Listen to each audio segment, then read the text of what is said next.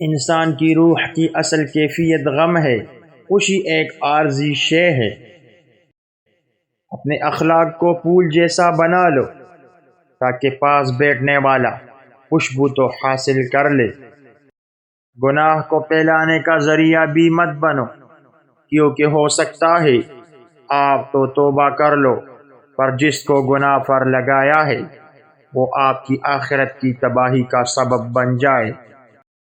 مخلص شخص کو ہمیشہ بے وقوف سمجھا جاتا ہے، حالانکہ ایسا نہیں ہوتا۔ وہ سب سمجھتا اور جانتا ہے، بس وہ اپنے صبر کی وجہ سے لوگوں کی گھٹیا حرکات کو نظر انداز کر دیتا ہے۔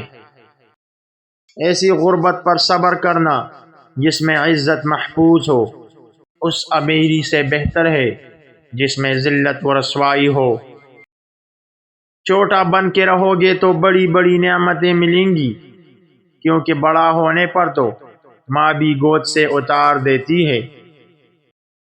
اگر ایک بار انسان ہارنے کے بعد بھی مسکرا دے تو جیتنے والا اپنی جیت کی خوشی کھو دیتا ہے۔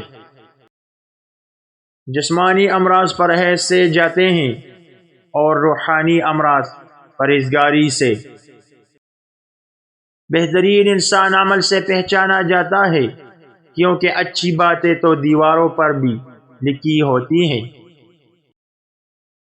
جس لمحے آپ اپنے آپ کو اہمیت دینا شروع کریں گے، یہ دنیا بھی آپ کو اہمیت دینا شروع کر دے گی۔ عقل مند انسان وہ ہے جو کام سے پہلے اس کے انجام کی فکر کرتا ہے۔ عطر سے کپڑوں کو مہکا لینا بڑی بات نہیں، مزہ تو تب ہے کہ انسان کے کردار سے خوشبو آئے۔